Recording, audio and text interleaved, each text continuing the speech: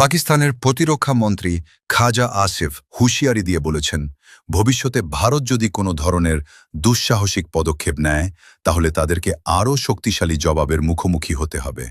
সংসদ ভবনের বাইরে সাংবাদিকদের সঙ্গে আলাপকালে তিনি এ হুঁশিয়ারি দেন। খবর শামা টিভির। খাজা আসিফ আরও বলেন, সাম্প্রতিক সংঘাতে ভারতের যে পরাজয় হয়েছে তা দেশটি শতাব্দীর পর শতাব্দী মনে রাখবে। তিনি দাবি করেন, পাকিস্তানের সশস্ত্র বাহিনী সব সময় যে কোনো আগ্রাসনের জবাব দিতে সম্পূর্ণ প্রস্তুত রয়েছে। খাজা আসিফ আরও বলেন, আফগানিস্তানে সক্রিয় ভারতীয় মদতপুষ্ট গোষ্ঠীগুলোর মোকাবিলায়ও প্রয়োজনীয় ব্যবস্থা নেওয়া হবে।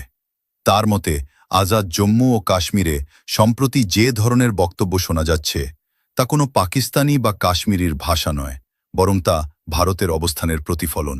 তিনি অভিযোগ করেন, যুক্তরাজ্যে অবস্থানরত কিছু ব্যক্তি এসব কর্মকাণ্ডে অর্থ ও সহায়তা দিচ্ছেন এবং সেখানে ভারত সমর্থিত গোষ্ঠীগুলোও সক্রিয় রয়েছে।